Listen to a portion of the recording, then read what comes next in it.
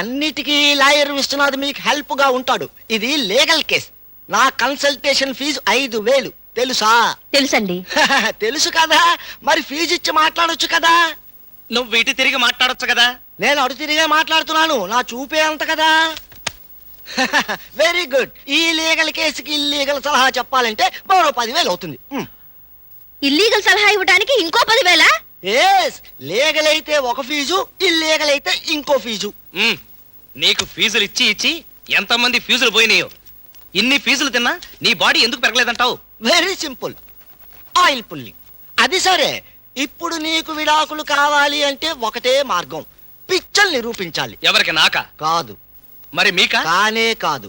మీ ఆవిడికి పిచ్చని నిరూపించడానికి సాక్ష్యాధారాలు ఏమైనా ఉన్నాయా? ఉన్నాయి. నిన్ను లీగల్ గా డిస్కనెక్ట్ చేయడానికి ఎలాంటి వ్యక్తిని తీసుకొచ్చానో చూడ. ఎవరు? ఈ అస్థి పంజరం గాడా? ఇదిగో, ఏదో బక్కలా ఉన్నానని చెప్పి అలా తేలిగ్గా తీసి పారేకు. నేను గాని కోర్టులో బల్ల గుద్ది వాదించానంటే ఎల్లి బల్లలు విరిగిపోయే తెలుసా? అది తెలిసే జడ్జి గారు ఈయన అసలు కోర్టుకే రావద్దన్నారు. ఈయన హార్స్ పవర్ గురించి నీకు తెలియదు. ఎవరో లేడీస్ స్ట్రైక్ చేస్తున్నట్టున్నారు. భార్యల మీద భర్తల దురాగతాలు నశించాలి, నశించాలి. భార్యలపై భర్తల దౌర్జన్యాలు నశించాలి, నశించాలి. మన ఇంటికి సమితి జిందాబాద్, జిందాబాద్. భార్యల మీద భర్తల దురాగతాలు ఆగండి. ఏమిటి ఆడవాళ్ళందరూ గుంపులు గుంపులుగా తేనెటీగల్లాగా నా మీదకి దొమ్మికొచ్చారా? స్త్రీ జనోద్ధరణ సమితి వాళ్ళం. అయితే మాత్రం మగవాళ్ళందరినీ సర్వనాశనం చేస్తామని కంకణం కట్టుకున్నారా? మీ ఆవిడ సేవ ఎక్కడుందో చెప్పు. ఓహో, మా ఆవిడ శవం కోసం వచ్చారా? Thank you very much. కాగల కార్యం శ్రీ జనోద్ధరణ సమితి వాళ్ళు తీర్చినట్టు సమయానికి వచ్చారు. మా ఆవిడ పైన గదిలో ఉంది, చంపి శవాన్ని తీసుకెళ్ళండి. ఇంకా నీ భార్యను చంపలేదా? అమ్మా ఆశ. ఈ సాకు పెట్టుకుని వారం రోజులు స్ట్రైక్ చేసి టైం పాస్ చేద్దాం అనుకుంటున్నారా? Don't talk rubbish. మీ ఆవిడపై కృష్ణాలు పోసి చంపి దాన్ని ఆత్మహత్యగా నిరూపించాలని నువ్వు ఈ లాయరు ప్రయత్నిస్తున్నట్టు మాకు ఇన్ఫర్మేషన్ వచ్చింది. You don't talk. అనవసరంగా మా మీద నిందలు వేస్తే మీ అందరి మీద పరువు నష్టం వేస్తాను. నువ్వు లాయర్వి, నీకో పరువు. అయినా నీ పరువు ఎంత ఉంటుంది? ఓ పావలా ఉంటుందా? ఏమండే, తలో పాలో పడేయండి. ఏంటిది? అరే, శవాల మీద చిల్లర విసిలినట్టుగా ఏంటి అసరటం? పొరపాటున ఏదైనా పావులా గట్టిగా తగిలి పుట్టుకుని పోతే పెద్ద మనిషి పోతే పోయాడు. ముందు మీ ఏమని బయటికి పిలు. ఓకే, దానికి అంత టెన్షన్ ఎందుకు? శారదా, శారదా! ఏమిటండి? నిన్ను పిలుస్తున్నారు, రా. గదిలో పెట్టి తాళం వేశారు కదండి. దుర్మార్గుడా, సీతమ్మను లంకలో పెట్టినట్టు ఆ అమ్మాయిని గదిలో పెట్టి తాళం వేస్తావా? రావణాసురుడా, ముందెళ్ళి అమ్మాయిని తీసుకురా. అలా అన్నారు, గౌరవంగా ఉంది. గౌరవం కోసం ఏమైనా చేస్తాం, తీసుకొస్తాం. రా.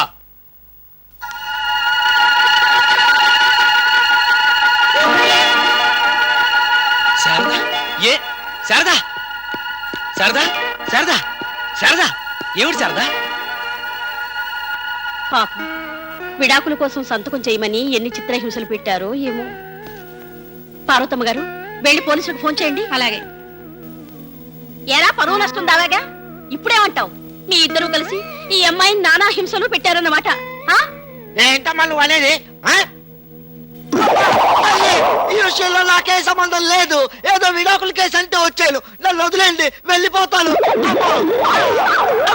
ఏమయ్యా, ఇప్పుడు చెప్పు, నీ భార్యను ఎందుకు కొట్టావో? నేను శారదా, నేను నిన్ను కొట్టానా? గదిలో పెట్టి తాళం వేశారు కదండి. వేశాను. నానా మాటలు అన్నారు కదండి. అన్నాను. నా మీద పడి కొట్టారు కదండి. కొట్టాను.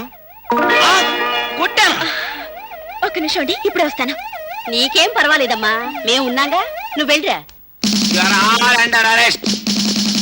అందరినీ అక్కర్లేదు, ఇతను ఒక్కడిని అరెస్ట్ చేయండి. మేము ఇంటికి వెళ్ళి వంట చేసుకోవాలి. ఎందుకని? ఫోన్ చేసి పిలిపించింది ఎవరనుకున్నారు? మేమే. ఓ, మీరు ఫోన్ చేసి పిలిపించిన హంతకా భర్త ఇతనేనా?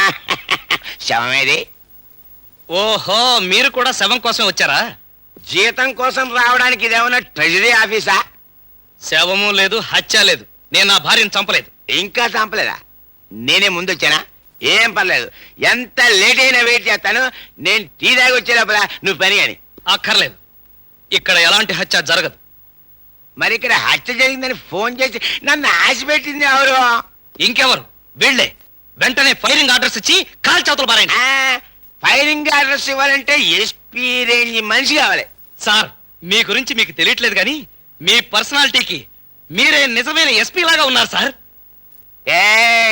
ఈ ఎగస్ట్రా వెంకటేశ్వరరావు ముందు ఎగస్ట్రా వేషాలేకు.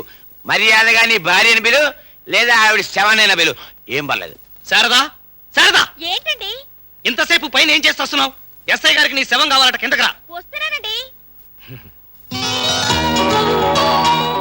ఏమా నువ్వేనా ఆయన భార్యవి? ఏం పర్లేదు. అవునండి, అగ్నిసాక్షిగా ఆయన కట్టిన తాళి ఇదిగోనండి. మేం మీ తాళిబొట్టు పోయిందని రాలేదమ్మా.